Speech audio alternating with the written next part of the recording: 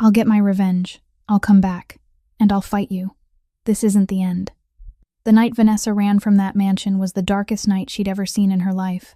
Snow fell with a biting chill, the Chicago wind slicing through skin and bone, but nothing could stop her feet. She held Caden and Chloe tight against her chest, her bare feet stepping onto the blinding white of the snow. Her back burned with the searing heat of his cruelty, but the fire of fear kept her moving. Every small sound made her heart feel like it might leap straight out of her ribs. She didn't know where she was going. She only knew one thing. She couldn't go back to Brandon, the violent husband who'd turned 4 years of her life into hell. In the bedroom behind her, Brandon had woken up. He looked around. The bed was empty. No Vanessa. No kids. Then he saw the note she'd left on the pillow. "This is the beginning of your end, Brandon. I will be the last thing you see." Brandon let out a cold laugh. "Vanessa," he muttered, eyes bloodshot. "Where do you think you're gonna go? You've got no money. You've got nobody. You've only got me." He threw on a coat, stormed to his car, and sped into the night, following the direction Vanessa had fled. But tonight, fate would lead her to another man, the most formidable figure in Chicago's underworld. And from this moment on, Vanessa's life would never be the same again. This story won't let you look away. Hit like if you want to see Vanessa get revenge on the man who abused her. Don't forget to share this video with anyone who needs to hear this story. And if you haven't subscribed to the channel yet, hit subscribe now so you don't miss the next moving stories. Vanessa kept running and running until her bare feet couldn't feel anything anymore except the numb burn of frost. She didn't know how far she'd gone, only that the buildings around her were getting older and more battered, the streetlights fewer and farther between, and the darkness thicker, heavier, like something you could breathe in. When she finally stopped, just to drag air into her lungs, she realized she'd wandered into the South Side, the kind of place even Chicago police didn't like stepping into once night came down. Caden whimpered in her arms, while Chloe stayed silent, her big round eyes fixed on her mother, as if she could sense the fear closing in from every direction. Vanessa held them tighter, trying to give them a little warmth from a body that was shaking hard. She looked around, searching for shelter, for a lit window, for any sign of life at all. But all she saw were graffiti-scarred walls, blacked-out windows, and alleys that stretched away like open mouths waiting to swallow her whole. Loud laughter erupted up ahead, and Vanessa went rigid. Out of the shadows, 5 figures appeared, stumbling toward her. The stink of alcohol slammed into her even while they were still several feet away. They were men, all of them big, faces flushed red with drink, and when they saw her, their eyes lit up in a way that made her skin go cold. Vanessa backed up, but her spine hit brick. Behind her was a wall. She'd backed herself into a dead end. "Hey, look who we got here," one of them drawled, his words slow and sloppy. "A little birdie that got lost. And she brought gifts too." Another one snickered, his gaze glued to the 2 children in Vanessa's arms. 2 little brats. They moved closer, circling her the way wolves close in on prey. Vanessa pressed her back to the wall, arms locked around her children so tightly that Caden cried out from the pain. She wanted to scream, to beg for help, but her throat felt crushed shut. Who would hear her here? Who would come for her in a place made of darkness and crime? "Here, let me hold the little girl," one of them said, reaching toward Chloe, his grin flashing teeth stained a sickly yellow. "You look tired." "Don't touch my children," Vanessa screamed, her voice cracking with desperation. She twisted, turning her body into a shield, but another man grabbed a fistful of her hair and yanked hard enough to rip a cry from her mouth. "Feisty little thing," he laughed, still gripping her hair. "I like feisty girls." Caden and Chloe started screaming. Their cries tore straight through the night and tore straight through Vanessa's heart. She fought, clawing, biting anything she could reach. She sank her teeth into one man's hand and he howled, then backhanded her with a blow that sent her reeling. But she didn't let go of her children. Not even if it killed her. She wouldn't let go. "Drop the brats," the first man barked, trying to wrench Caden out of her arms. "Let go. No," Vanessa screamed, her voice raw. "Please, please don't hurt my children." She fell to the ground, still holding them tight, using her own body as a shield.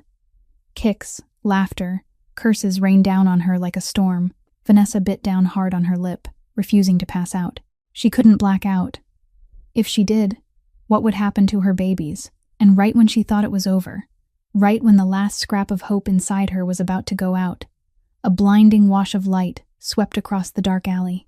The black Rolls-Royce Phantom, glossy as a giant beast, rolled slowly into the alley, its blinding headlights sweeping across filthy walls and the thugs surrounding Vanessa. The engine's sound was smooth, quiet, and yet commanding, the kind of power that made everything freeze for a split second. The thugs faltered, throwing up their hands to shield their eyes from the glare, and Vanessa lifted her head too, her heart hammering, not knowing whether this was salvation or a new nightmare crashing down on her. The door opened. A man stepped out. He was at least 6'2", broad-shouldered, solidly built, wrapped in a perfect black suit, even though it was the middle of the night. His black hair was brushed back, revealing a sharp, angular face and a jawline honed like a blade. But the most frightening thing was his eyes, reminiscent of a winter tempest, devoid of all emotion as they swept over the scene. He didn't speak.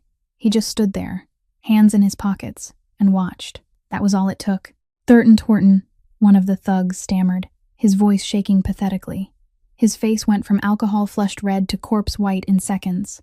Cade Thornton. The name spread through the group like a lethal wave. The others immediately let go of Vanessa and backed away, faces drained of color. No one had to explain anything for Vanessa to understand. This man was someone dangerous. Dangerous enough that the violent animals who'd been tearing at her a moment ago were now trembling like scared rabbits. Boss, we didn't know," the first one babbled, forcing out a pleading smile. "We were just kidding. We'll go. We're leaving. Right now." Cade Thornton still didn't speak. He only tilted his head slightly, his cold gray gaze narrowing just a fraction. Just a fraction. But it was enough. The thugs ran like demons were after them, tripping, shoving each other, vanishing into the darkness so fast it was as if they'd never existed. Their frantic footsteps faded, and then stopped. The alley became silent again. A silence that felt unnatural, almost monstrous. Vanessa was still on the freezing ground, arms locked around her children, her whole body shaking out of control. She looked up at the man walking toward her, her heart torn between relief and terror. She'd just escaped a pack of wolves, but the tiger standing in front of her might be 1,000 times more frightening. Cade Thornton stopped a few steps away. His eyes traveled over her, from her tangled hair and bruised face, down to the back of her shirt soaked in blood, then to her bare feet turned purplish with cold. His jaw tightened, and a cold flash of fury sparked in his steely gaze, but it was gone almost as soon as it appeared. "Get in the car," he said, his voice low and clipped, like an order. Vanessa didn't move. She didn't know whether to trust him or fear him. She didn't know what this man wanted, why he was here, or whether she was stepping out of one hell and into another. "Do you want to freeze to death out here with those 2 kids?" Cade asked, his tone still cold but not harsh. "Or do you want to get in the car?" Caden and Chloe hiccuped with sobs in her arms. They were cold, they were terrified, and they needed safety. Vanessa looked down at them, then looked up at the stranger. She had no choice. She'd never had a choice. But at least this man had driven the devils away. At least he hadn't hurt her. She nodded, trying to stand, but her numb legs buckled and she swayed. Before she could fall, a large, warm hand caught her. Cade Thornton didn't say anything. He only steadied her, then guided her toward the car. Another man, older, with salt and pepper hair and a scarred face, already had the door open, waiting for them. That was Knox, Cade's right hand, though Vanessa didn't know that yet. She climbed inside, clutching her children, and the door shut behind her.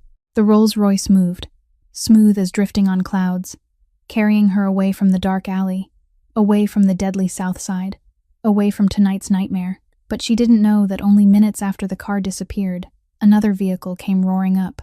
Brandon Cole stopped at the mouth of the alley, his eyes sweeping the empty scene with a wild, unhinged look. He'd followed the trail, questioned drifters, and finally found this place. But Vanessa wasn't here anymore. Only streaks of blood on the snow, and tire tracks pressed into the road. "No!" he roared, slamming his fist into the steering wheel. "No!" He jumped out, rushed to the tire marks, searching for any clue at all. And he found one. A small scrap of paper lay on the ground. Maybe it had fallen from someone's pocket, but that wasn't what caught his attention. A homeless man was crouched against the wall, trembling as he watched him. "You..." Brandon lunged, grabbing the man by the collar. Did a car come through here? A woman? 2 kids? Did you see them? Yes, the homeless man stammered, eyes glassy with drink. Black Rolls-Royce. Plate said Thorn 01. Thornton's car. Brandon let him go and stumbled back, his face changing. Cade Thornton, the man whose influence reached every corner of the city. The man even the most powerful businessmen bowed to. The man people whispered could make someone disappear without leaving a trace. Vanessa was with him. Brandon ground his teeth, fists clenching so hard his knuckles cracked. He couldn't face Thornton head-on. He knew that. But he'd find a way. He'd always find a way. You think you can hide from me, Vanessa? He muttered, staring into the direction the car had vanished. I'll find you. No matter how long it takes, I'll drag you back. The Rolls-Royce stopped in front of a massive iron gate, and Vanessa felt as if her heart had stopped when she saw what rose up ahead of her. This wasn't a house. This was a fortress. Towering walls wrapped around the property, security cameras fixed everywhere, and guards in black suits stood watch on every corner. The gate opened slowly, and the car glided along a stone-paved drive toward a mansion so grand it looked like a palace, warm golden light spilling from tall, wide windows. Vanessa hugged her 2 children tighter, her body shaking not only from the cold but from the fear swelling in her chest. She'd escaped Brandon. She'd escaped the thugs, but now she was stepping into the territory of the city's most feared sovereign, like a small fish that had slipped from a shark's mouth only to fall straight into the lair of another demon. The car stopped at the front entrance. Knox, the scarred man with salt and pepper hair, opened the door for her. Vanessa hesitated for a second before stepping out, her bare feet touching stone that was ice cold. Chloe had fallen asleep from exhaustion, while Caden still sniffled and cried, clinging to his mother's neck. Cade Thornton had gotten out before her. He stood there like a black statue under the golden lights, and with a small nod, the mansion doors swung wide open. Take her to the east room, Cade ordered Knox, his voice still cold and clipped the way it had been in the alley. Call my private doctor, now. Vanessa wanted to say something, wanted to ask why, wanted to understand what was happening, but her throat was dry and her mind was spinning. She let Knox guide her through vast hallways with ceilings that soared overhead, past expensive paintings and fresh flower arrangements that filled the air with perfume, until they stopped in front of a room. It was warm and clean, with a large bed made up in spotless white sheets, and a fireplace crackling softly in the corner. Vanessa laid her children down on the bed, tucked blankets around them, then collapsed onto the edge of the mattress, her entire body suddenly drained of strength. Less than 10 minutes later, a middle-aged man came in carrying a medical bag. He didn't ask many questions. He quietly examined the injuries on Vanessa's back, cleaned them, bandaged them, then gave her a shot for the pain. The whole time, Vanessa bit down on her lip to keep from crying out, her eyes fixed on her sleeping children as if just looking at them gave her the strength to endure anything. When the doctor left, the door opened again. Cade Thornton walked in, holding a tray with a bowl of hot porridge and a glass of water. He set it on the table beside the bed, then stood there, watching her with an unreadable, piercing stare. Why? Vanessa finally whispered, her voice rough. Why did you help me? Cade didn't answer right away. He looked at her for a long time. Then his gaze settled on the bruises on her arms, on the cut on her lip, on the way she was folded in on herself like a wounded animal. His jaw clenched, and a low, simmering fury flickered in those cold eyes. I hate men who hit women, he said, his voice deep and hard like steel, more than anything in this world. That sentence wasn't only an explanation. It carried the weight of hatred, of pain, of memories that never faded. And in that moment, Cade's unfathomable look seemed to cut straight through Vanessa, toward somewhere far away, somewhere buried deep in the past. 24 years earlier, in a shabby house on the outskirts of Chicago, a 12-year-old boy was hiding behind a bedroom door. He had black hair and gray eyes, and those eyes were wide with terror as he watched through the crack. In the living room, his father, drunk and violent, was beating his mother. She lay on the floor, blood at the corner of her mouth, but she didn't scream. She only looked toward the door where her son was hiding and shook her head slightly, as if telling him, don't come out, don't do anything, don't let yourself get hurt. You dare talk back to me, his father roared, driving another kick into his mother's stomach. Who the hell do you think you are? The boy wanted to rush out, wanted to protect her, but he was too small, too weak. All he could do was stand there with tears streaming down his face, fingernails scraping at the doorframe until they bled, and watch his mother take every blow. That night, she didn't make it. She died in the hospital, her hand still gripping her son's, and the last words she spoke were, "Don't become your father, Cade. Promise me," the boy promised, and he kept that promise for 24 years. Cade Thornton became a Mafia boss not because he craved blood. He became the man people feared because he needed strength, needed power, so he would never again be helpless the way he'd been as a 12-year-old boy. And inside his criminal empire, there was one unbreakable rule. No one was ever allowed to touch women and children. Anyone who broke it would die. He looked at Vanessa, looked at the 2 children sleeping soundly on the bed, and he saw his mother. He saw himself at 12. He saw the pain he'd carried for his entire life. "You can stay here as long as you want," Cade said, his voice still cold but no longer distant the way it had been before. "No one can touch you in this house. I guarantee it." Then he turned and walked out, the door closing behind him, leaving Vanessa sitting in silence, tears running down her cheeks without her even realizing it. For the first time in 4 years, someone had told her she was safe. And even though she didn't yet know whether she should believe it, tonight, in this warm room, she allowed herself to close her eyes without fearing she'd be woken by fists. 3 days passed inside Cade Thornton's mansion, and Vanessa still couldn't believe she was safe. Every night she jolted awake, her heart racing, her eyes sweeping the room to make sure Brandon wasn't there. Caden and Chloe had started to settle into the new world around them, playing in the spacious room, cared for with careful attention by a nanny, and for the first time in a long time, Vanessa saw smiles on her children's faces, without fearing they'd be crushed by someone's sudden rage. On the morning of the 4th day, as she sat by the window looking out over the vast garden, there came a gentle knock at the door. Knox stepped in, his scarred face still stern, but his voice unexpectedly soft as he said Cade wanted to see her. Vanessa followed Knox through the long hallways and into an office lined with floor-to-ceiling bookshelves and anchored by a massive oak desk. Cade stood by the window with his back to her, his silhouette dark against the morning light. When he heard the door close, he turned, and his gray eyes settled on her with something she couldn't quite name. He pointed to the chair across from the desk, motioning for her to sit.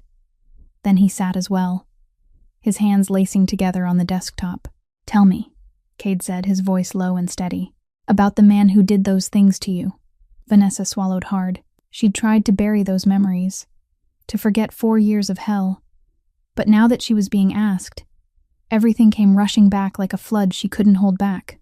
She drew in a deep breath, and then she began. She told him about meeting Brandon for the first time when she was a senior majoring in finance, about the charming young businessman with the flawless smile and the sweet words that made her feel chosen. She told him about the wedding after 6 months of dating, about the brief stretch of happiness before everything collapsed.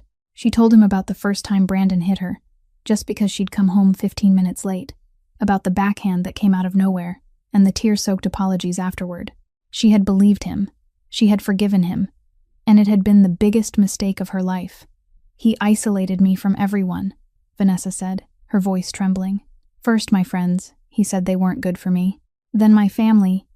He said my mother hated him, so there was no reason to stay in touch. He changed my phone number, controlled every call, every message. I had no money of my own, no car of my own, nothing that belonged to me. I was a prisoner in my own home." She told him about the beatings, about the way Brandon hit her whenever he wasn't pleased, about the time she had to hide bruises under thick layers of makeup when she went outside. She told him about getting pregnant, about the hope that having a baby would change Brandon, and about the brutal truth when he hit her even when she was 7 months pregnant. She told him about nights spent crying in the corner of the room, about the times she'd wanted to run but didn't know where to go, about the feeling of being trapped in a spiral with no way out. 4 years, Vanessa said, tears sliding down her cheeks without her bothering to wipe them away. 4 years I lived like that, and I thought I was going to die in that house. The entire time Vanessa spoke, Cade didn't say a single word. He only sat there and listened, his gray eyes never leaving her. But Vanessa saw the change in him. His hands on the desk tightened gradually, tighter and tighter, until his knuckles went bone white. His jaw locked, the muscles in his cheeks twitching as if he were holding back something enormous and violent. When Vanessa finished, the room fell into a heavy silence.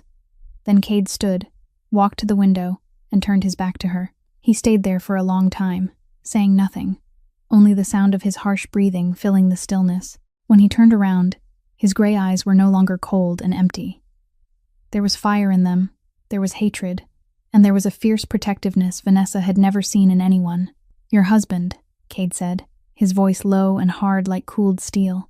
"He's never going to lay a hand on you again." Vanessa stared at him, not knowing what to say. She was used to no one believing her, no one standing with her. But the man in front of her, the Mafia boss all of Chicago feared, was looking at her with something she'd never seen in Brandon, or in anyone: respect, understanding, a promise to protect. "You can stay here as long as you want," Cade said, his voice softening just a little. "No one can touch you in this house. And Vanessa, I don't make empty promises." He paused at the door, glancing back at her one last time before he stepped out. "If you need anything, tell Knox. He'll handle it." The door closed, and Vanessa sat there alone, tears still falling, but this time not from misery. For the first time in 4 years, someone believed her. Someone stood on her side, and even though she didn't know what the future would hold, in this moment, she felt a small thread of hope flicker alive in the dark. 2 weeks after the conversation in the office, Knox knocked on Vanessa's door one morning, the scarred face still stern, but his eyes carrying something unfamiliar. He said Cade had a gift for her, and she needed to come down to the living room right away. Vanessa didn't understand. She'd told Cade she didn't need anything. She only needed a safe place for herself and her children. But she followed Knox anyway, walking down the stairs with a heart full of questions. The moment she stepped into the living room, her feet might as well have been nailed to the floor.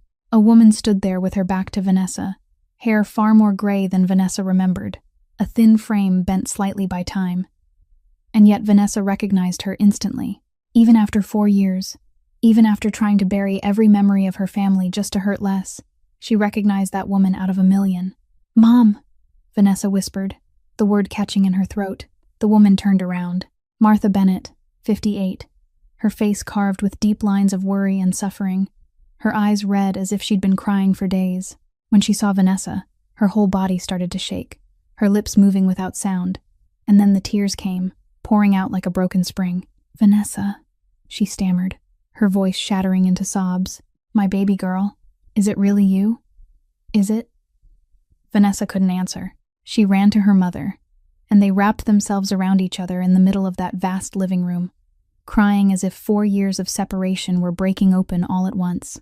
Vanessa breathed in her mother's familiar scent, the scent she'd thought she'd forgotten, the scent of a peaceful childhood before Brandon came into her life and destroyed everything.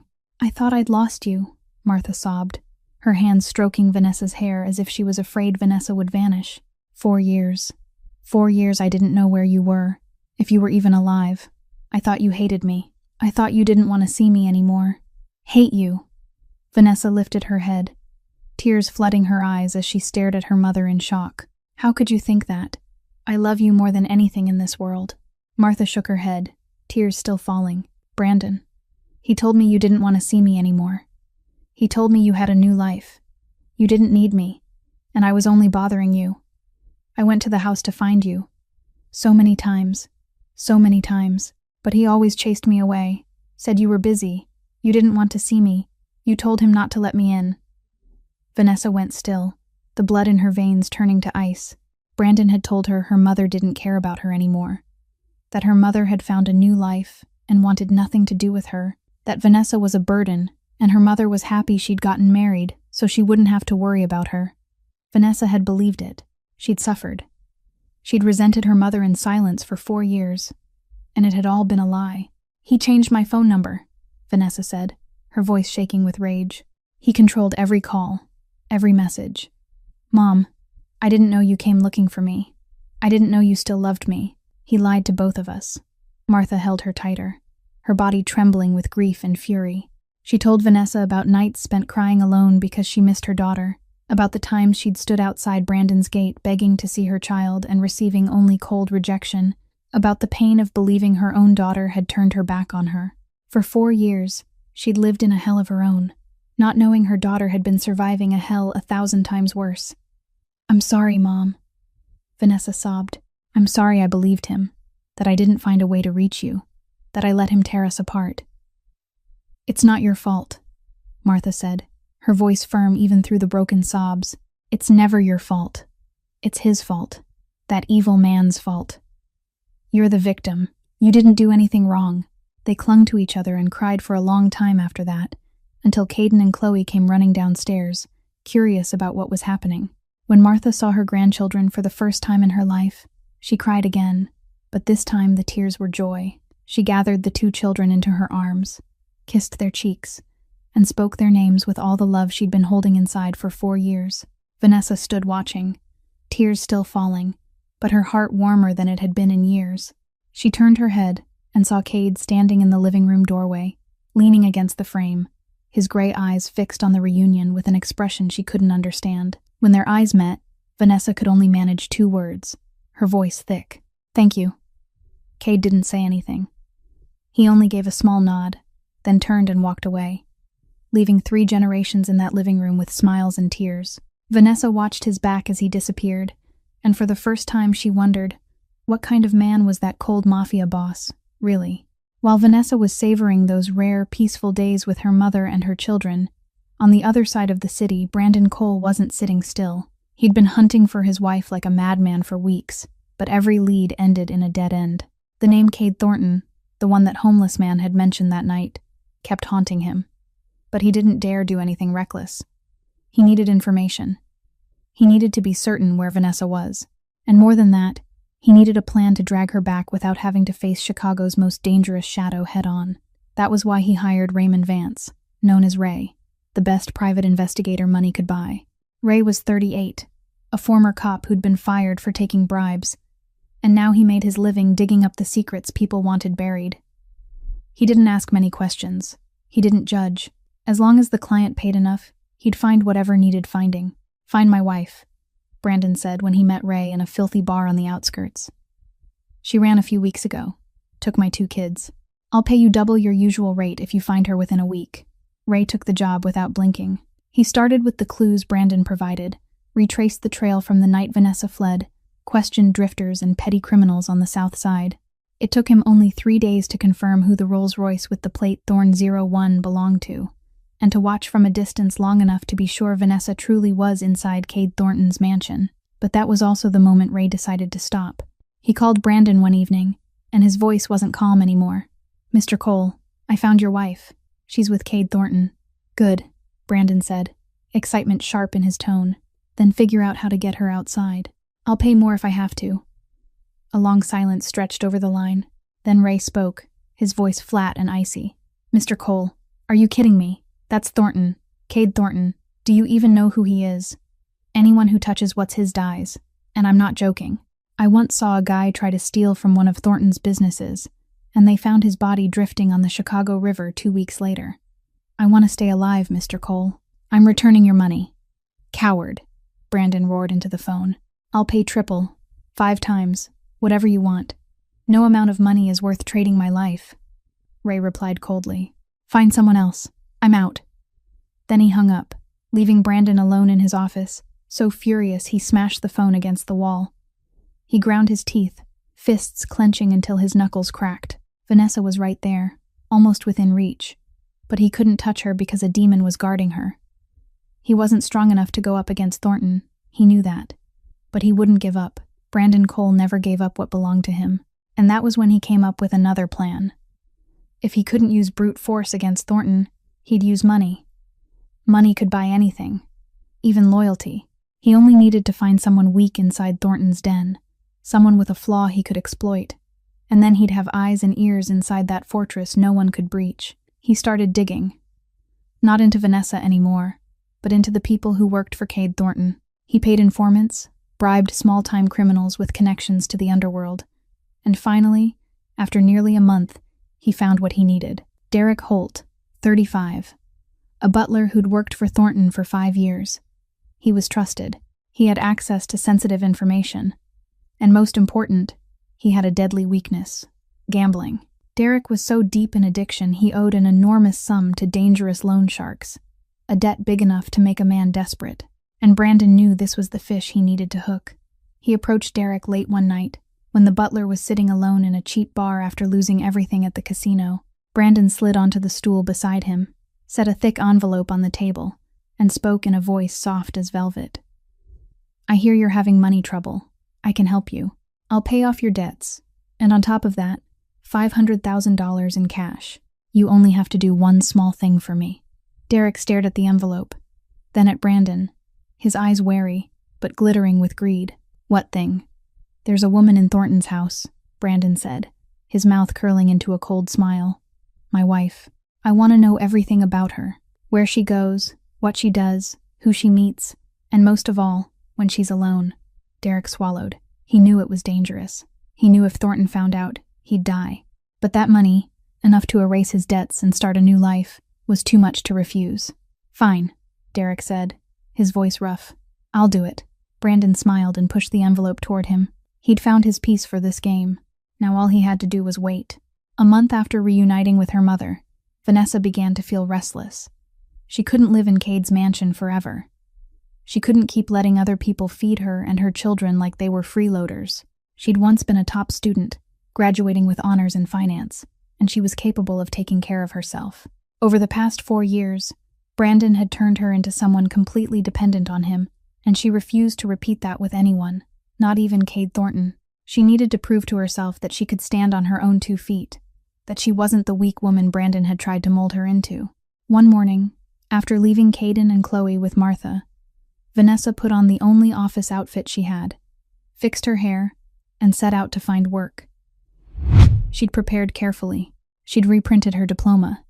She'd drafted a resume that looked polished and professional. She believed that with her background, someone would recognize her value. But reality was far harsher than she expected. The first company she interviewed with was a small financial firm downtown. The interviewer read her resume with a look that grew more skeptical by the minute, then asked a question that made her go numb. "You graduated with honors 7 years ago, but for the last 4 years you haven't done anything. Can you explain that?" Vanessa didn't know how to answer. She couldn't say her husband had kept her locked inside for 4 years, beaten and controlled her so completely she couldn't work. She only stammered that she'd stayed home with her children, and the disappointment in the interviewer's eyes said everything before he politely declined. The second company was the same. Then the third, the fourth, the fifth. Everywhere she went, they asked the same question, and she had no satisfying answer. 4 years without work experience was too large a blank space, and no one wanted to take a chance on a woman who'd been at home too long. After a week of interviewing at 7 companies and receiving 7 rejections, Vanessa sat alone on a park bench, tears streaming down her cheeks. "He ruined my whole future," she whispered to herself, bitterness coating every word. "Even after I escaped him, he still finds a way to drag me down." But Vanessa wasn't the kind of person who surrendered easily. That night, she sat alone in her room, thinking through every option she still had. If no one would hire her for an office job, she'd do anything. She had hands, she had strength, and she had a reason to fight. Caden and Chloe needed a strong mother, a mother who could take care of herself, not a mother living off someone else. The next morning, Vanessa didn't put on office clothes. She wore old jeans and a t-shirt, tied her hair up high, and went to a construction site on the outskirts of the city. She'd seen a hiring sign when she passed by a few days earlier, and she knew this was her only chance. The site manager looked her up and down with doubt. "You sure? This is hard work. It's not for women." Vanessa only nodded, not saying a word. She didn't need pity. She needed a job. In the end, the manager agreed to give her a 1-week trial at the lowest pay. From then on, Vanessa's life entered a new phase. Every morning she woke at 5, kissed her children while they still slept, then stepped out of the mansion. The guards watched her pass in silence, having received strict orders from Cade never to restrict her movements, though she believed she was slipping away unnoticed. She hid the job from Cade, from Knox, even from her mother. She knew they'd object. They'd worry. They'd try to stop her. But she needed to do this. She needed to prove to herself she wasn't useless. The work at the site was harder than anything Vanessa had ever imagined. She carried bricks, mixed cement, hauled heavy sandbags up to the higher floors of half-built buildings. Her hands split and bled, then grew calloused with time. Her back ached every night, and there were moments she was so exhausted she wanted to lie down and never stand up again. But every time she thought of Caden and Chloe, she found the strength to keep going. 2 months passed. Vanessa had gotten used to the job, had earned the respect of the other male workers through sheer grit and persistence. She thought her secret would stay hidden forever. But she was wrong. One scorching afternoon, as Vanessa was hauling a bag of cement up to the 3rd floor, she lifted her head, and her heart seemed to stop. A familiar black Rolls-Royce was parked right at the construction gate, and Cade Thornton was stepping out, his sharp, discerning gaze sweeping through the chaos as if he were searching for someone. Then his gaze locked on her. Vanessa stood there with the cement bag on her shoulder, her face smeared with dust and sweat, her hands bleeding where a brick had sliced her. She looked at Cade. Cade looked at her, and for a moment, neither of them spoke. Then Cade strode toward her, every step heavy with anger. He yanked the cement bag off her shoulder, threw it to the ground, then grabbed her wrist and hauled her to the side. "Are you out of your mind?" he snarled, his voice ice cold but his eyes burning. "What the hell do you think you're doing?" "I'm working," Vanessa shot back, her voice hard even as her heart pounded. "I don't want to live off you. Live off me." Cade ground his teeth, staring at her bleeding hands, at her dust-covered face, and something in his eyes cracked. "You think I let you stay in my house so you could come out here and do this? You think I want to see you bleeding, tired, worn down over these damn cement bags?" "This is my choice," Vanessa shouted back, 4 years of control making her unable to tolerate anyone else trying to dictate her life. "You don't get to tell me what to do." They stood there in the noise and dust of the work site, arguing like no one else existed. Cade was furious because he was scared for her. Vanessa was furious because she felt controlled. Neither of them would give an inch. It was the first time Vanessa had ever seen Cade truly lose his composure, seen his cold mask crack, and reveal a rough, awkward kind of care he didn't know how to show. The argument only stopped when a woman approached, her voice calm but carrying authority. "What's going on here?" It was Zara Mitchell, 34, the site's lead engineer. She was tall, brown-skinned, her curly hair tied neatly at the nape of her neck, and her sharp eyes looked straight at Cade without a flicker of fear, even though she clearly knew who he was. Zara looked at Vanessa, at the blood on her hands, at the exhaustion on her face and the stubborn determination in her posture, and she saw herself years ago. She'd been a victim of domestic violence too. She'd run with nothing. She'd taken whatever backbreaking work she could just to survive. And she'd promised herself that if she ever got the chance, she'd help women like the person she used to be. "You're Vanessa, right?" Zara asked gently. "I've been watching you for 2 months. You work harder than anyone here." Vanessa nodded, not knowing what to say. Zara smiled, then turned to Cade. "Mr. Thornton, I'll handle this. She doesn't need to do this kind of work anymore." Then she looked back at Vanessa, warmth in her eyes. "I know some people in real estate companies. Let me help you find something that fits your skills better. You deserve better than this."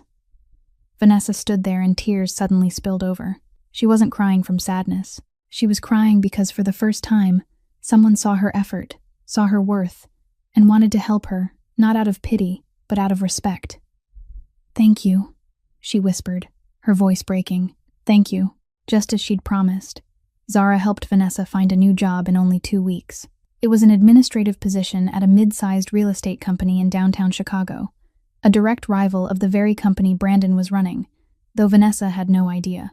The pay wasn't especially high, but it was enough to cover her life, and more importantly, she was working in a clean office environment, treated with respect, and finally using the knowledge she'd once fought so hard to earn in college.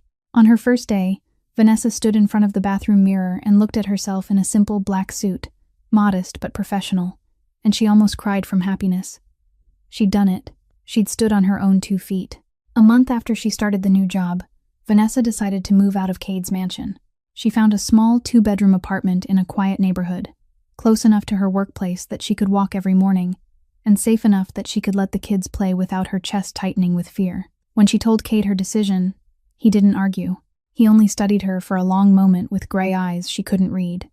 Then he nodded. "You're strong enough to take care of yourself," he said, his voice as cold as ever, yet something different lived in his gaze. "I respect that."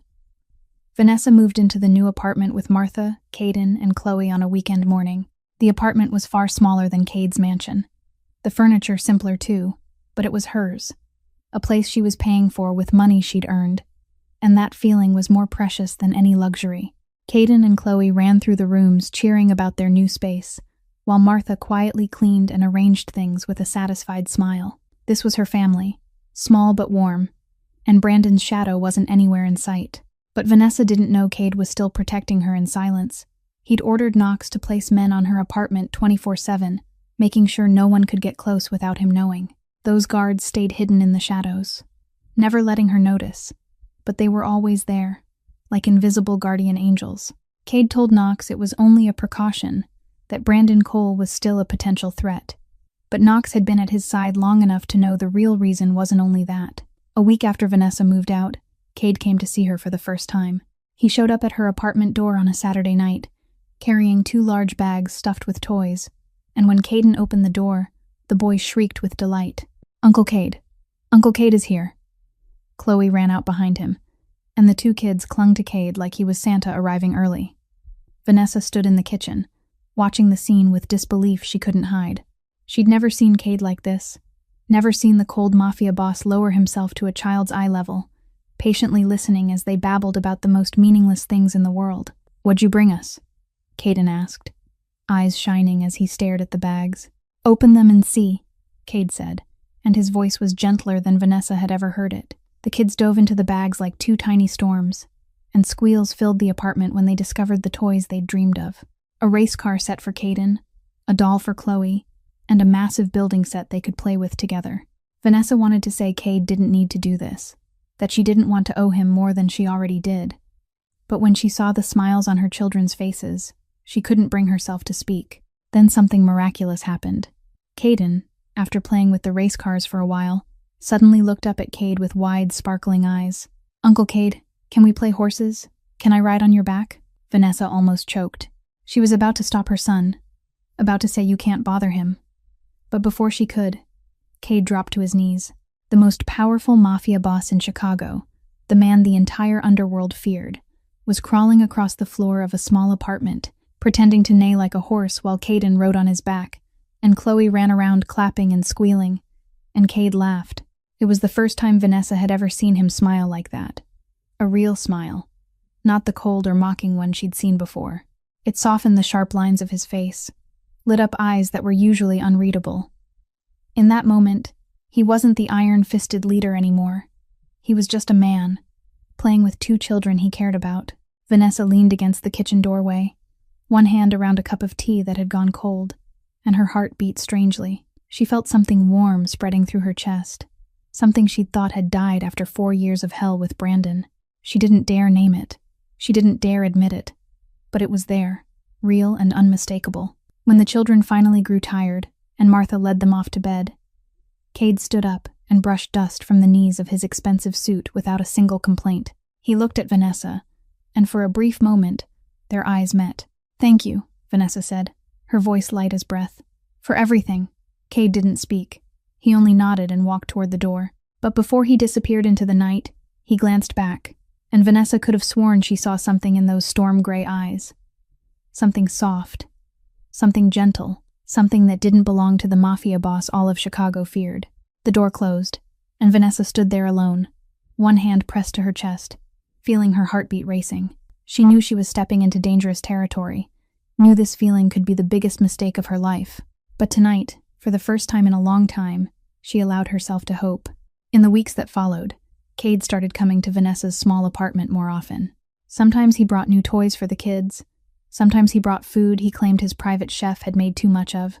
And sometimes he simply sat in the living room, watching Caden and Chloe play without saying a word. Vanessa didn't ask why he kept coming, and Cade didn't explain.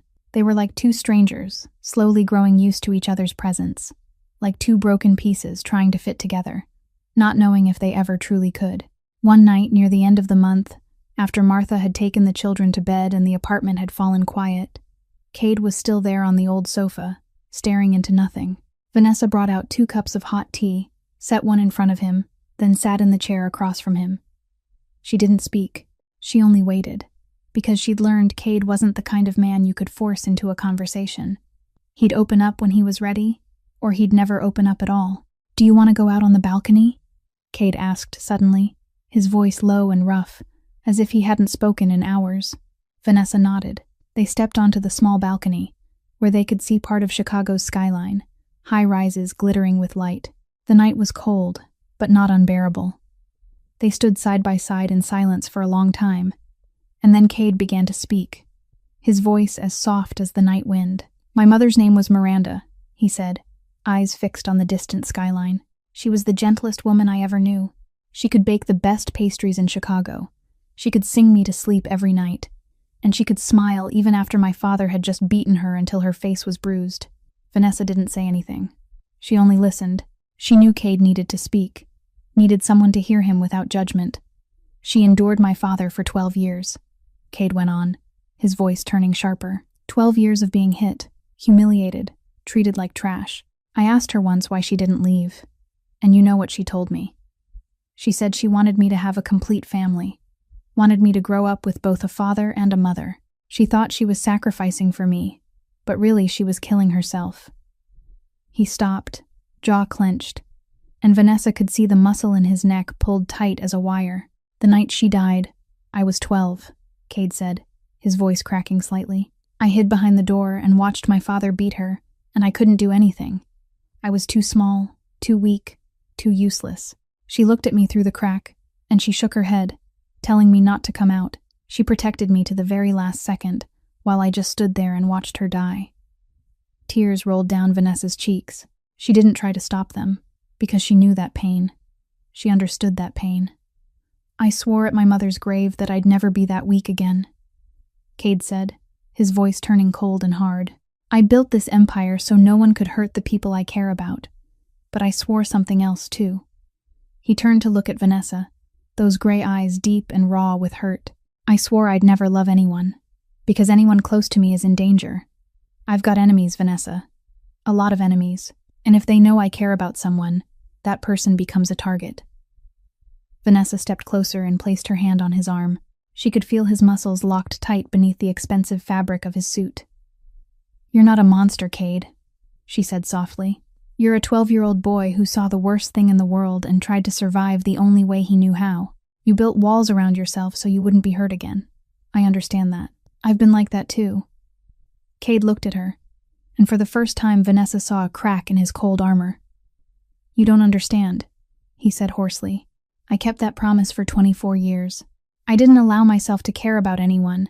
I didn't allow myself to love anyone, and then you showed up." He lifted his hand, fingers trembling as they brushed her cheek, wiping away a tear. "You showed up with fear in your eyes, but you wouldn't break. With blood on your hands, but you still held your children. With a shattered heart, but still strong enough to stand back up. And he stopped and drew a deep breath. "I swore I'd never love anyone, but you make me want to break that promise." Vanessa looked up at him, her heart pounding wildly in her chest. She knew this was madness, knew he was a mafia boss and she was only a woman trying to rebuild her life. But when his usually cold expression softened with a rare tenderness he'd hidden for 24 years, she couldn't resist. "Then break it," she whispered, her voice light as breath. Cade leaned down, and his mouth met hers.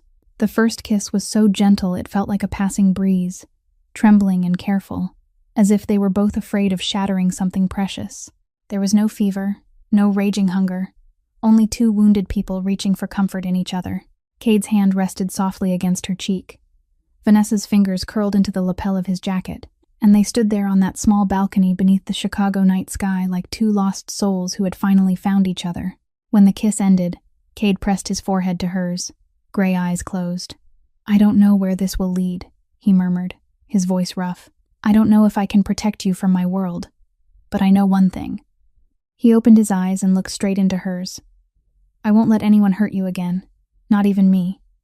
Vanessa smiled, the first real smile she'd had in a long time. "I don't need anyone to protect me, Cade.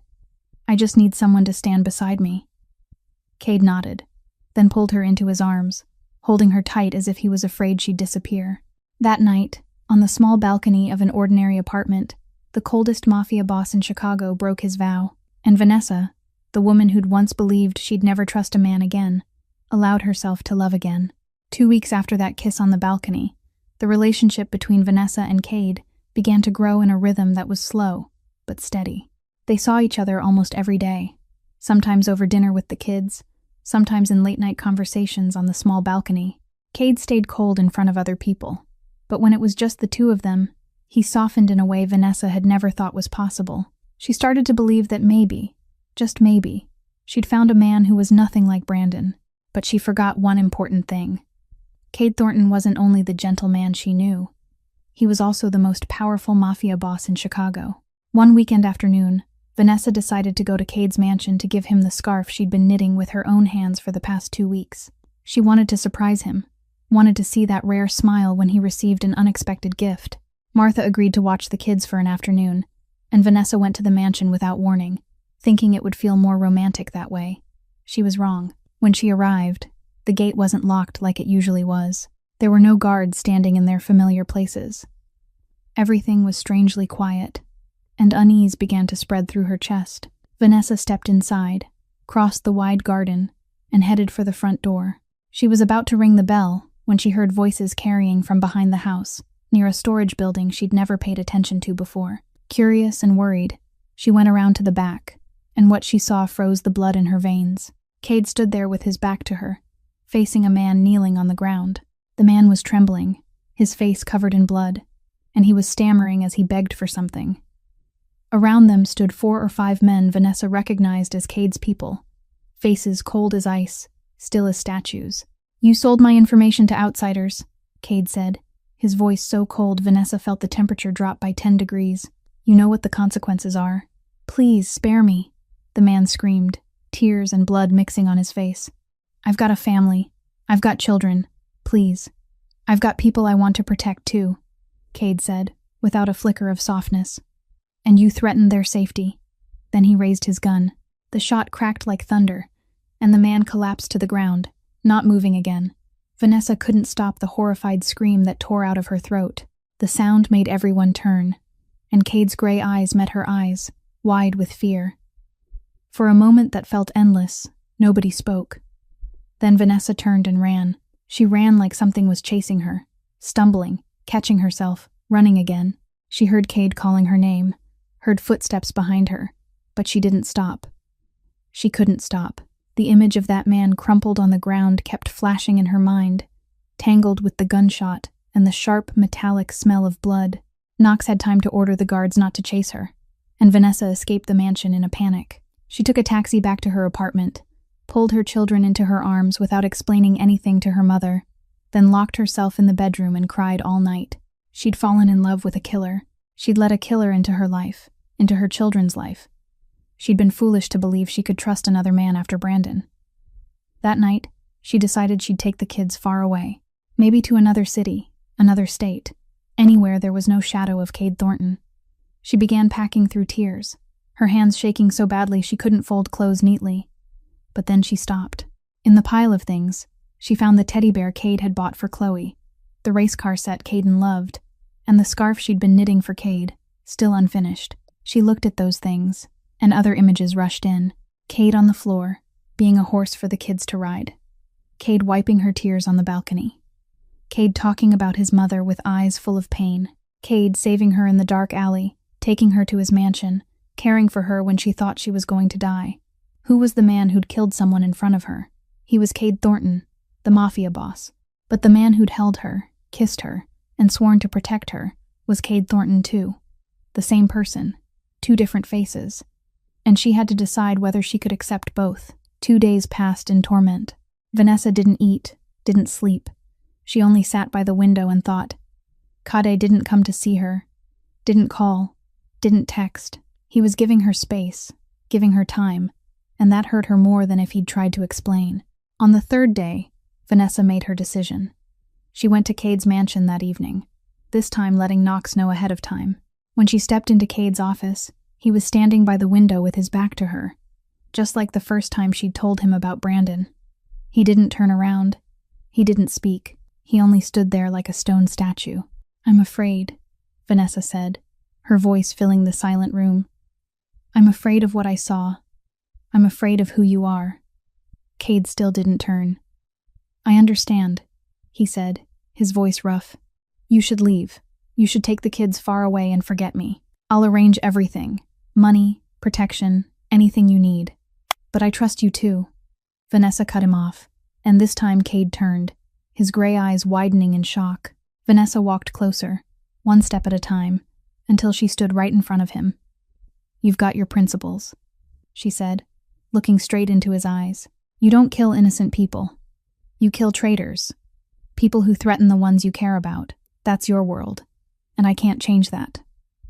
She placed her hand on his chest, feeling his heart pounding hard beneath his shirt. But you're not like Brandon. Brandon hit me because he wanted to control me, because he liked watching me hurt. You do what you do to protect the people you love. That's the difference. Cade stared at her as if she'd said the most miraculous thing he'd ever heard. You're not afraid of me? He asked, his voice trembling. I am, Vanessa admitted. But I trust you too. And I've decided I want to be with you, with everything you are. Cade pulled her into his arms, holding her tight, as if he was afraid she'd disappear. And in that embrace, Vanessa knew she'd made the right choice. She'd accepted the real Cade Thornton, the darkness and the light, the demon and the angel, because that was love, and love was never perfect. While Vanessa and Cade were building their relationship, on the other side of the city, Brandon Cole was still waiting like a venomous snake lying motionless in the dark.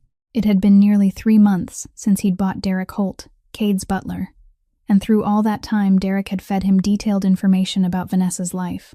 He knew she'd moved into her own apartment, knew which company she was working for, knew she was still in contact with Cade Thornton, and most of all, he knew she was happy. That made him frantic. Vanessa was his wife, his property, and she had no right to be happy without him.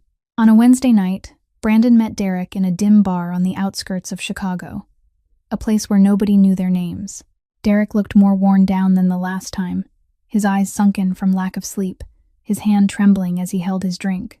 The weight of betrayal was crushing him, but the money Brandon paid was big enough to keep him going. I need more information, Brandon said, setting a thick envelope on the table. Vanessa's detailed schedule for next week, where she goes, what she does, who she meets, and most important, when she's alone or only has one guard. Derek glanced at the envelope, then looked at Brandon warily. She's never alone. Thornton always has men watching her, at least 2 at any time. Then find when she's got only 1, Brandon snarled. I'm paying you $500,000. I'm not paying to hear you tell me it can't be done. Derek swallowed, his eyes darting around as if he was searching for an exit. He knew he was playing with fire, knew that if Thornton found out, he'd die worse than the traitor he'd watched get dealt with a few weeks earlier. But his gambling debt was still sitting on his shoulders like a boulder, and the loan sharks had started threatening his family. He didn't have a choice. Saturday afternoon this week, Derek finally said, his voice so low Brandon had to lean in to hear. Vanessa's taking the 2 kids to Lincoln Park. Knox will be with her, but it'll be only him, because on weekends Thornton usually cuts down the security so she can have some privacy. Brandon smiled, the first real smile he'd had in months. Only Knox. 1 man. Derek nodded, not daring to meet Brandon's eyes. Knox is Thornton's best shooter, but he's only 1 man. If you've got enough people. You don't need to worry about that, Brandon cut in, sliding the envelope toward Derek. That's $100,000. The rest after it's done. Derek took the envelope, his hand shaking so badly he nearly dropped it. One more thing, he said, his voice rough. Knox always drinks coffee in the morning before he goes out. I'm the one who makes it for him. If you want, I can put something else in. Brandon's eyes lit up. You can knock him out. I've got a strong sedative, Derek said, his words a sinner's whisper. He'll pass out within 10 minutes after drinking it, and he won't wake up for at least 2 hours. But after that, Thornton will know there's a mole, and he'll find me. By then you'll be far away, Brandon said, pulling out a bank card and setting it on the table. This account has the remaining $400,000. After it's done, you leave Chicago immediately. Leave the country if you have to. I'll get you a new identity and a plane ticket to Mexico. You can start a new life there. Derek stared at the card, then at Brandon, and he knew he'd sold his soul to the devil, but it was too late to turn back. All right, he said, the words coming out like a breath pushed through broken ribs. Saturday afternoon. That night, after Derek left, Brandon sat alone in his car, laying out every detail. He'd hire 6 men, professionals he knew through his darker business ties. They'd go to the park in the afternoon, wait until Knox went down from the sedative, then move in and snatch Vanessa and the 2 kids. He'd already rented an abandoned warehouse on the outskirts of the city, a place no one would ever think to look. And once he had Vanessa in his hands, he'd teach her a lesson she'd never forget. You think you can leave me, Vanessa? Brandon muttered to himself in the dark, his eyes shining with madness. You think you can be happy with another man? I'll show you. I'll show the whole world you belong to me, only to me." He started the car and drove into the night, not knowing that what he was planning wouldn't just tear apart Vanessa's life. It would also awaken a fury he couldn't even begin to imagine. Saturday afternoon arrived beneath a clear blue sky and warm sunlight, a perfect day to take the children to the park. Vanessa wore a soft floral dress, tied her hair up high, and held Caden and Chloe's hands as they stepped out of the apartment with a bright smile on her lips. Knox was already waiting downstairs in the lobby, his scarred face as cold as ever, but Vanessa had grown used to his presence.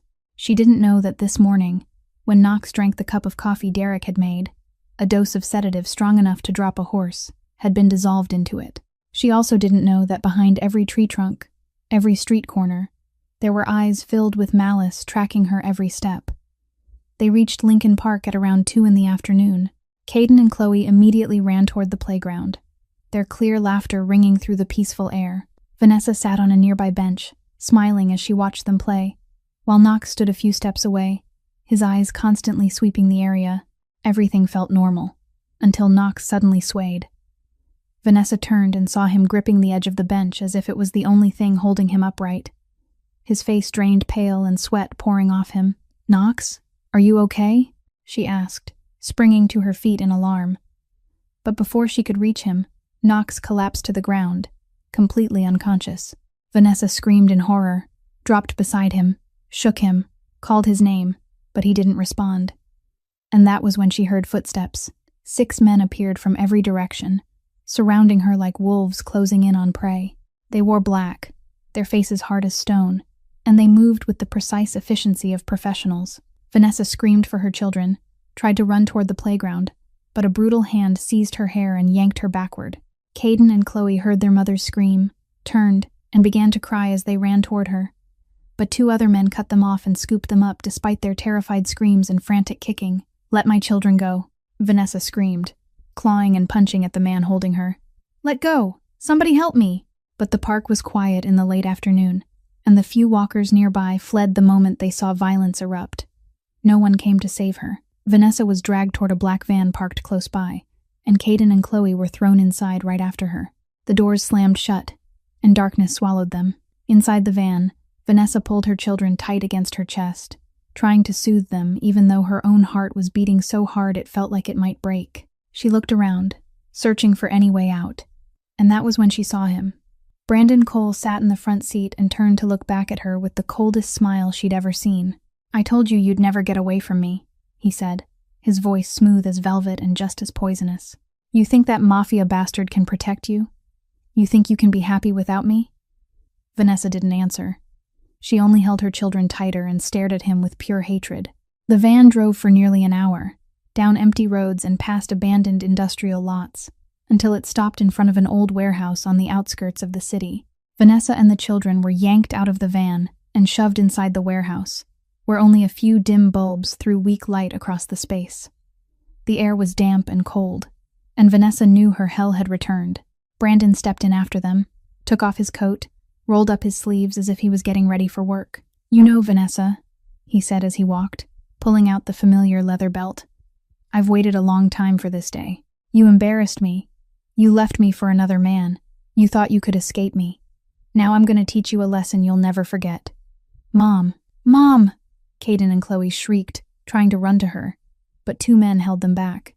Vanessa looked at her children, then looked at Brandon, and she knew she had to protect them at any cost. "Don't do anything to the kids," she said, her voice shaking but forcing itself steady. "You can do whatever you want to me, but don't touch them." Brandon laughed, the sound cold as ice echoing through the empty warehouse. "Oh, I'm not planning to touch them. I just want them to watch. Watch how their mother gets taught." Then he lifted the belt and brought it down. The first strike hit Vanessa's back like a line of fire, and she crumpled to the ground, but didn't cry out. The second, the third, the fourth rained down, each lash carrying a sharp cracking sound, each one chased by Caden and Chloe's screams. "Mom! Dad! Don't hit Mom! Mom!" Their crying ripped Vanessa's heart apart more than any blow ever could. But she didn't beg. She didn't whimper. She only lay there, taking it, and she stared straight into Brandon's eyes every time he paused to breathe. "Still stubborn?"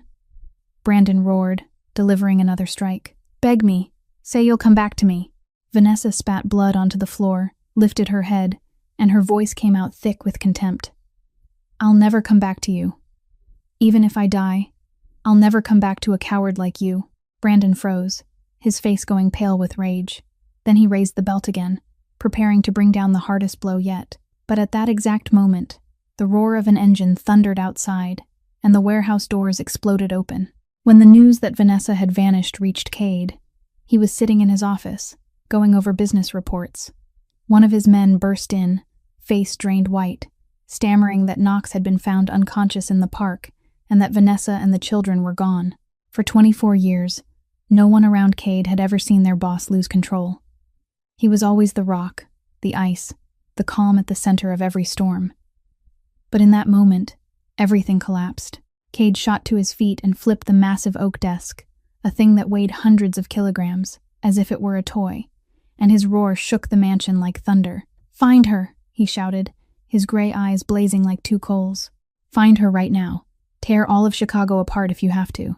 His men scattered, phones started ringing without stopping, and the entire empire of Cade Thornton was set in motion within minutes. But Cade couldn't wait.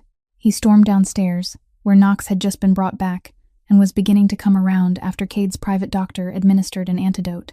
Knox opened his eyes, saw Cade standing over him with a wild look, and he understood immediately what had happened.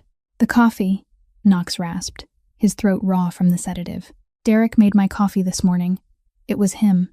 It had to be." Cade didn't need to hear another word. He turned and ordered his men to find Derek at once. Less than half an hour later, Derek Holt was dragged into the mansion, his face ashen with terror. He'd tried to run, tried to catch a flight to Mexico like Brandon had promised, but Cade's people had been faster. Now he was on his knees at the feet of the Mafia boss, shaking like a leaf in a storm. "Brandon Cole," Cade said, his voice cold as ice. "Tell me where he took her." Derek babbled, tried to deny it, but with a single small nod from Cade, one of the men snapped one of Derek's fingers. The sound of breaking bone and Derek's scream tore through the air, and Derek spilled everything. $500,000.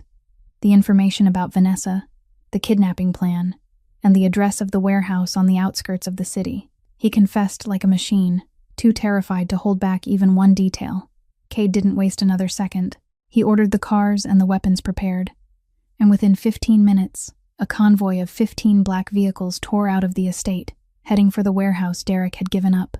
Cade sat in the back seat, a loaded gun in his hand, his gray eyes dark as the sky before a storm. He didn't speak the entire drive, but everyone could feel the fury burning inside him. When the convoy arrived, night had already fallen. The warehouse sat in the middle of an abandoned industrial district, only a few weak lights glowing inside. Cade gave a signal, and his men spread out, surrounding the building from every direction. Then he kicked the main door in. Gunfire exploded like thunder. Brandon's 6 men didn't have time to react before they went down. Some shot, some beaten unconscious. The fight was short and brutal, and within minutes it was over. Cade stepped over, bodies sprawled across the floor, his gray eyes sweeping the scene until he saw Vanessa. She was on the ground, her clothes torn, her back striped with belt marks, but her eyes were still open, still fixed on him. Caden and Chloe were sobbing in a corner, and one of Cade's men rushed them outside at once. And Brandon Cole was standing there, the belt still in his hand, his face the color of a corpse when he saw Cade Thornton. Cade walked toward him slowly, one heavy step at a time. Then he raised his gun and aimed it straight at Brandon's head. "You hit a woman," Cade said, his voice so cold the air itself seemed to freeze. "You hit her in front of her children. Give me one reason not to pull the trigger right now." Brandon trembled, tears and mucus running down his face. "Please spare me. I have money. I'll pay any price, please." "Cade," Vanessa's voice cut through, weak but clear. She had forced herself up, bracing against the wall, looking at him with eyes full of pain and full of resolve. "Cade, don't," she said, her voice rough. "He isn't worth you getting blood on your hands. He isn't worth you carrying even more guilt." She paused, drawing a breath that hurt. "Let me handle it, my way." Cade looked at her, then at Brandon, his finger still resting on the trigger. A moment stretched on, endless. Then he lowered the gun. "Fine," he said, still icy. "But if he touches you one more time, I won't stop." He went to Vanessa, lifted her gently into his arms, and carried her out of the warehouse without looking back. Brandon Cole curled on the floor, and Cade's men bound him and took him away. He was still alive, but he knew that what was waiting for him might be worse than death. The night after she was rescued, Vanessa didn't sleep. She lay in Cade's mansion bed, holding Caden and Chloe tight against her, listening to their steady breathing and feeling their small warmth. The wounds on her back still burned, but physical pain was nothing compared to the pain in her heart. She replayed the warehouse in her mind, heard her children screaming as they watched their mother being beaten, felt that crushing helplessness of not being able to protect them. She'd endured Brandon for 4 years. She'd run. She'd rebuilt her life. She'd found new love with Cade. But none of it had been enough to keep his hands from reaching her again. When dawn finally broke, Vanessa had made her decision. She went to Cade in his office, where he sat with dark circles under his eyes from a sleepless night. He looked up at her, worry and tenderness in his gaze, but Vanessa hadn't come to be comforted. "I want to learn how to defend myself," she said, her voice hard and certain. "I don't want to be afraid anymore. I don't want to depend on anyone to protect me and my kids. I want to be strong enough to face Brandon, to face anyone who wants to hurt me." Cade studied her for a long time, then nodded. "I've got someone. Bishop, former Navy SEAL. He trained special operations for the military.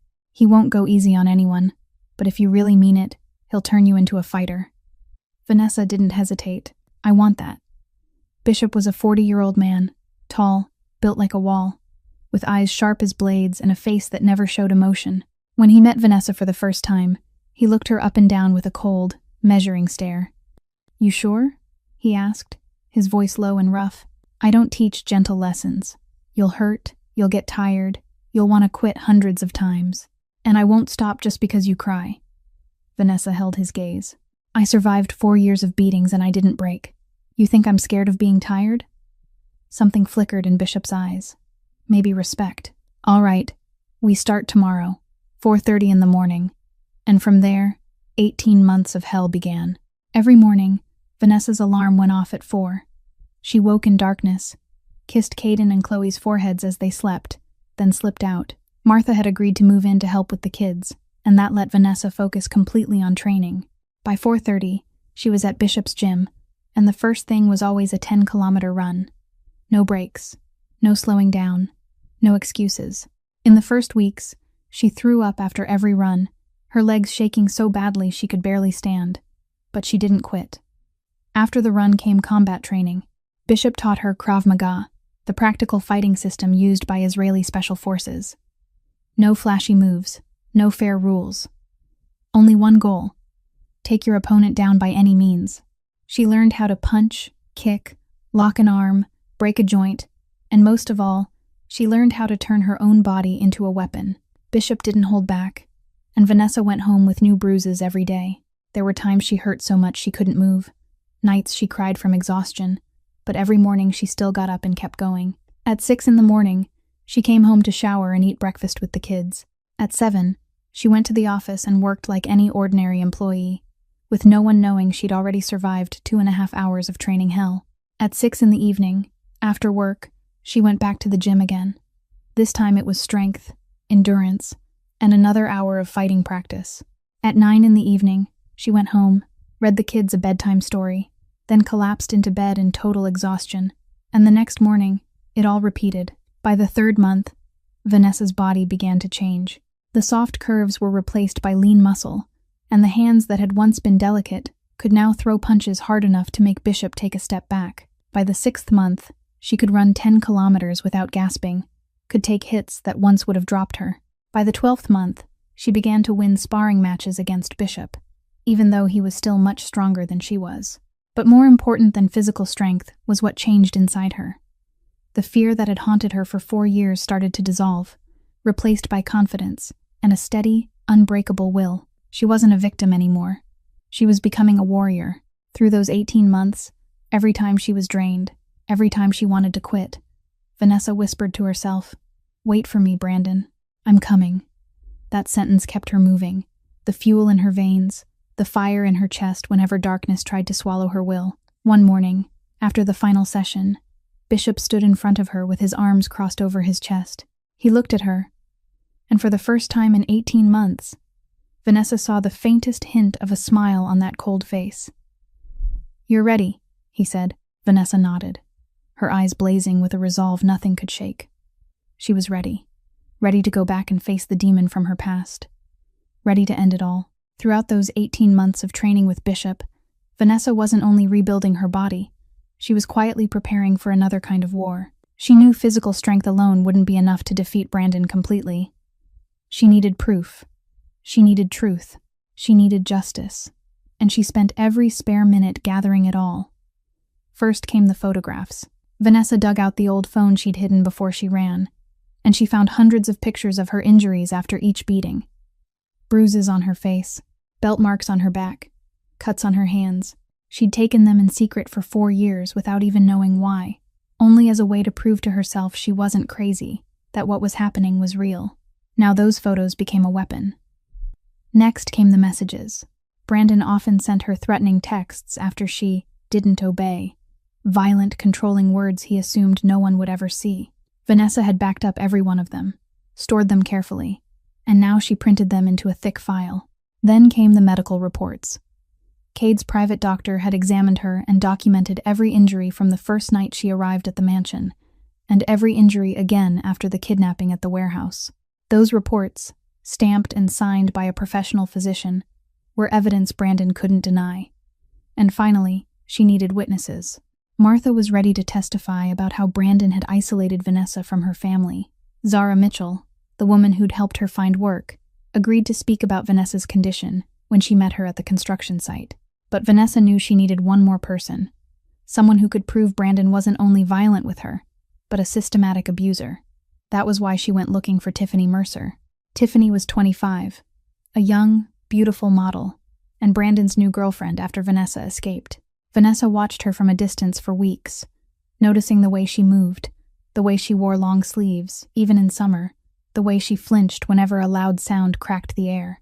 The signs were familiar in a way that hurt. One afternoon, Vanessa approached Tiffany when she was sitting alone in a coffee shop, waiting for someone. At first, Tiffany panicked when she realized Vanessa was Brandon's ex-wife. "What do you want?" Tiffany demanded, her voice guarded. "Brandon told me about you. He said you left because you cheated. He said you're a crazy, dangerous woman." Vanessa didn't get angry. She only looked at Tiffany with eyes full of understanding. "I know what he said about me. He said the same things about other people to isolate me. But I'm not here to convince you of anything. I only want to ask one question." She paused, her gaze dropping to Tiffany's wrist, where her sleeve had shifted just enough to reveal a dark bruise. "Where did that come from?" Tiffany jolted and yanked her sleeve down to cover it, but it was too late. Her eyes began to redden, and the wall she'd built around herself started to crack. "He hit you, didn't he?" Vanessa asked softly. "When was the first time? How long after you started dating? Did he apologize? Did he promise he'd change? Did he say he loved you and he didn't mean it?" Tiffany broke down. She cried like she'd been holding it back for months, and between sobs she told Vanessa everything. Brandon hit her the first time after 2 months, just because she looked at another man for too long. He controlled her exactly the way he'd controlled Vanessa, forbidding her to see friends, checking her phone, deciding what she was allowed to wear and where she was allowed to go. He apologized after every beating, bought expensive gifts, promised he'd change, and Tiffany believed him, the same way Vanessa once had. "He's never gonna change," Vanessa said, taking Tiffany's hand. "I lived in that hell for 4 years, and I can tell you, he'll only get worse. But you can get out, the way I got out. And you can help me make sure he never does this to anyone ever again." Tiffany looked at Vanessa, tears in her eyes, but hope flickering there too. "What do I have to do?" "Testify," Vanessa said. "Tell the truth in court." Tiffany hesitated for a moment, then nodded. "I'll do it." The night before she went back to face Brandon, Vanessa spent time with Caden and Chloe. She read them a story, kissed each child's forehead, and held them for a long time. "Where do you have to go, Mom?" Caden asked, wide-eyed as he looked up at her. "I have to do something important," Vanessa said, forcing her voice to stay calm. "I'll be back soon, and when I'm back, we won't have to be afraid anymore." After the kids fell asleep, Cade came. He held her tight, kissed her with all the tenderness and worry he never put into words. "If anything happens, call me," he said, his voice rough. "I'll be there right away." Vanessa smiled, cupping his face. "I'll be okay. I'm ready." Then she walked out into the night. This time, she wasn't running. She was going back. Vanessa stood before the gate of the old mansion, the place where she'd spent 4 years in hell, and the place she'd fled on a snowy night nearly 2 years ago. She wore a simple dress, her hair tied low, her face bare of makeup, looking exactly like the weak, submissive woman Brandon used to know. It was a tactic, a trap calculated down to the smallest detail. She wanted him to see the ex-wife returning, wanted him to think she'd broken, had realized she couldn't live without him. She wanted him careless. Brandon wasn't home when she arrived. After the failed kidnapping, he'd lost a great deal. His company was struggling because partners were afraid to be linked to a man in conflict with Cade Thornton, and his reputation in the business world had been badly damaged. But he'd still kept this mansion, still lived in luxury as if nothing had happened. Vanessa sat on the front steps and waited in silence. She'd waited 18 months. A few more hours wouldn't matter. Around midnight, Brandon's car rolled into the driveway. He stepped out reeking of alcohol, and when he saw Vanessa sitting at his door, he froze for a second, then burst into loud laughter. "Vanessa," he laughed, his voice thick with triumph and contempt. "I told you you'd come back. I told you you can't live without me." He walked closer, his eyes sliding over her plain appearance with satisfaction. "That Mafia bastard kicked you out, huh? Or you finally realize that without me you're nothing?" Vanessa didn't speak. She only stood, lowered her head like an obedient wife. "I want to talk to you. Can I come inside?" Brandon sneered, opened the door, and walked in first without even glancing back. He believed he'd won. Believed Vanessa had returned like a starving dog crawling back to its owner. He didn't notice her eyes tracking his every movement. He didn't notice that the muscles beneath that simple dress weren't the same anymore. When they reached the living room, Brandon turned to face her, the smile on his mouth shifting into the familiar anger. "Now get on your knees and apologize," he said, his voice cold. "Apologize for leaving me, for humiliating me, for being with another man. Kneel." Vanessa didn't move. She only looked at him, her eyes no longer afraid the way they used to be. "You deaf!"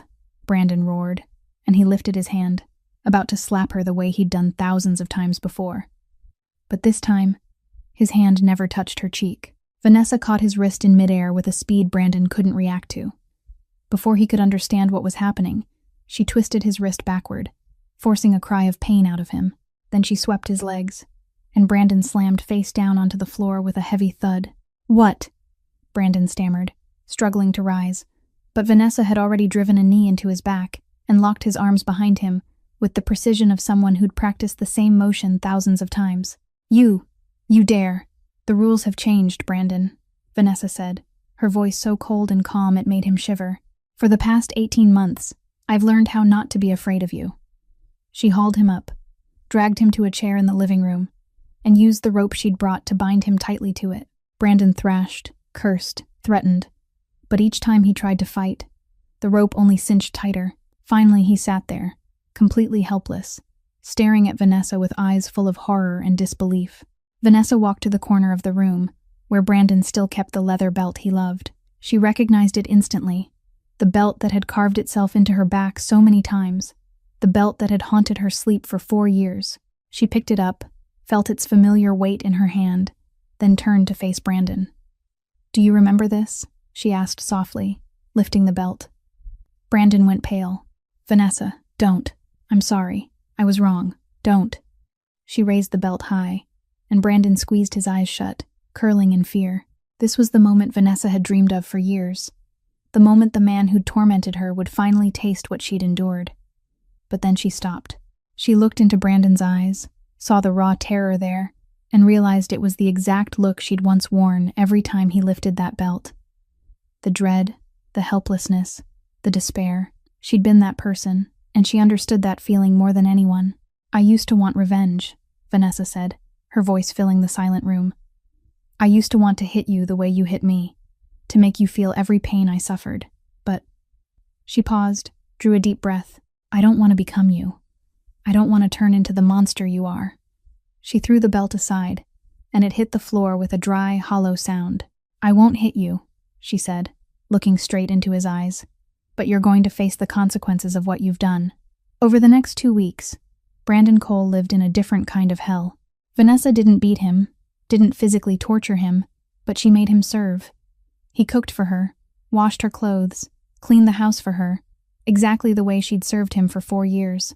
Whenever he did something wrong, she didn't hit him. She only made him do it again. Whenever he resisted, she reminded him she could call Cade Thornton at any moment, and he knew what that would mean. But what broke Brandon wasn't the hard work or the humiliation. What broke him was that Vanessa told him, every day, what she'd been through. The pain, the fear, the nights she cried alone, the feeling of being trapped in a hell with no exit. She told it in a steady voice, without a trace of hatred. And that steadiness made every word cut like a blade into his heart. For the first time in his life, Brandon Cole understood what it had felt like for the woman he'd tormented for 4 years. And when he understood, he cried like a child. The day of the trial arrived, and Brandon Cole walked into the courthouse with the confidence of a powerful man. He wore his most expensive suit, his hair neatly styled, and at his side was a team of the best lawyers in Chicago, hired for an obscene amount of money. He believed that with money and connections, he could bend anything. Vanessa was only a weak woman, with no backing, no money to pay a truly good attorney, and she would lose. He even smiled as he took his seat, ready for an easy victory. Then the courtroom doors opened, and the smile on his mouth turned to ice. Vanessa stepped in, but she wasn't the Vanessa he knew. The woman in front of him wore an elegant black suit, her hair swept into a clean high bun, and she walked with a straight-backed, unshakable confidence, like someone who owned the room.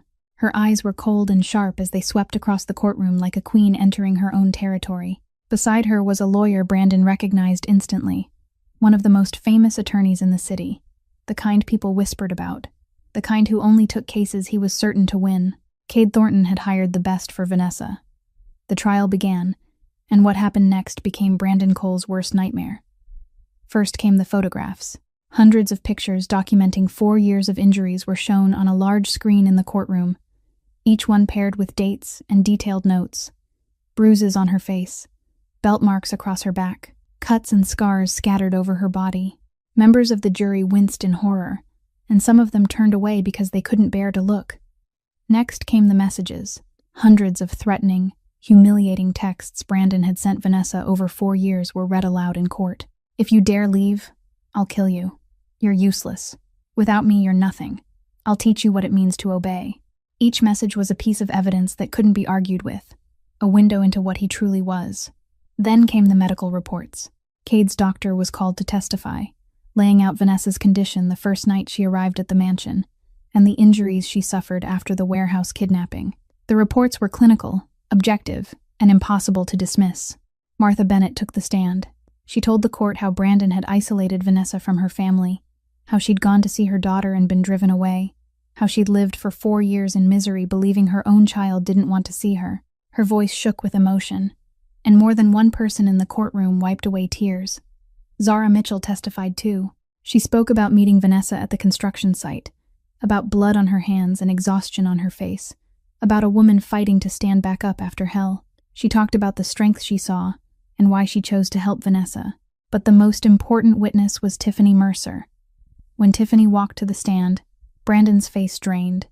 He didn't know what she was doing there, didn't know what she would say, and when Tiffany began to speak, his world collapsed completely. "He hit me," Tiffany said, her voice trembling but clear, the same way he hit Vanessa. The first time was 2 months into dating. He apologized.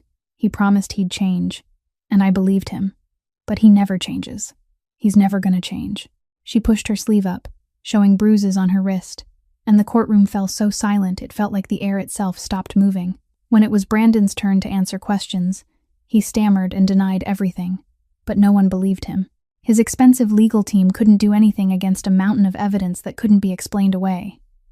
At last, the judge delivered the ruling.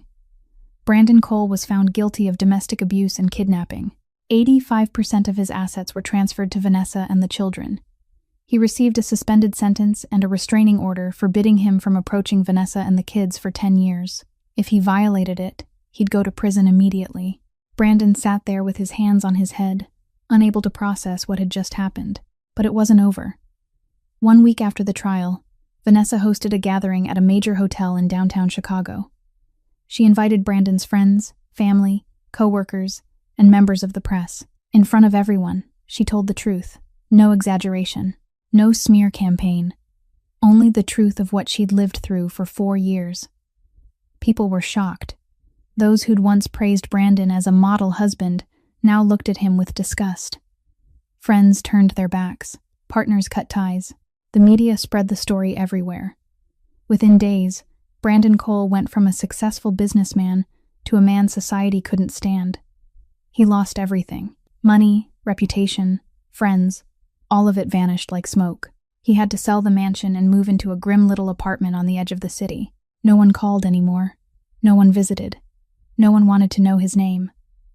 One night, Brandon sat alone in that empty apartment and stared into the mirror, and for the first time in his life, he truly saw himself. Not a successful businessman, not a powerful man, but an abuser, a monster who'd destroyed the lives of the people he claimed to love. Tears ran down his cheeks, and for the first time, Brandon Cole was disgusted with himself. When Vanessa returned to the apartment after the gathering that exposed Brandon, Caden and Chloe came rushing to the door to greet her. "Mom, you're back," they shouted, throwing their arms around her with all the strength of 4-year-old children. Vanessa dropped to her knees and held them tight, breathing in their sweet scent, feeling a pure, uncomplicated happiness spread through her chest. It was over. She'd fought, and she'd won, not with violence, not with hatred, but with the strength of truth and the stubborn courage to keep standing. Martha stood in the kitchen doorway, tears streaming down her cheeks, but they were happy tears, because she was watching her daughter finally be free. That night, Cade came. He didn't say much. He only walked in and wrapped Vanessa in his arms, as if he'd been waiting for this moment his whole life. Vanessa leaned into his chest, listening to the steady rhythm of the man who'd saved her, protected her, loved her anyway. "I don't need you," Vanessa said softly, lifting her face to look at him. "But I want you. That's the difference." Cade smiled, a rare smile only she ever got to see. "And I want you. More than anything I've ever wanted in my life." 3 months later, Vanessa's life had changed completely. She was promoted to a director position at the real estate company, her hard work and ability finally recognized. She and Cade were officially together. No more hiding, no more fear. Caden and Chloe called him Dad Cade, with the wholehearted love only children can give, and he loved them like they were his own. Martha lived with them in Cade's vast mansion, caring for her grandchildren and enjoying her later years surrounded by family. Everything looked perfect. But wounds don't heal in a single night. Some nights, Vanessa jolted awake, drenched in sweat, her heart racing out of control. In her nightmares, she still heard the belt slicing through the air, still heard Brandon shouting, "Kneel," still felt the pain on her back as if it was happening all over again. She lay in the dark, trembling, unable to tell where the dream ended and reality began. And every time, Cade was there. He didn't lecture her. He didn't demand she be fine. He only pulled her into his arms, held her tight, and whispered into her ear, "You're safe now. I'm here. Nobody can hurt you anymore." Vanessa rested against his chest, listening to his calm, steady heartbeat like an anchor in the storm. "I know," she whispered back, her voice still shaking, "but wounds need time to heal. I lived in that hell for 4 years, and I can't forget everything overnight." Cade kissed her forehead, gentle and patient. "We've got a lifetime," he said. "I'll be here, every night, every day, until you're not afraid anymore. And even after that, I'll still be here." Vanessa smiled in the darkness, and for the first time in a long time, she believed everything would be okay. Not because she had Cade to protect her, but because she'd learned how to protect herself. The wounds would heal, the nightmares would fade, and she would keep living, not as a victim, but as a survivor. 2 years later, Cade Thornton's mansion was no longer the cold fortress Vanessa had stepped into on that snowy night long ago. Now it overflowed with laughter, with the sound of children at play, with the warmth of a real family. Caden and Chloe, now 6 years old, raced through the wide garden, their calls of "Dad Cade" ringing out again and again whenever they wanted to show off a beautiful flower or a butterfly they'd just caught. Cade, the Mafia boss all of Chicago had once feared, now knelt in the grass, letting the 2 kids climb onto his back while he pretended to whinny like a horse, the smile on his face brighter than it had ever been.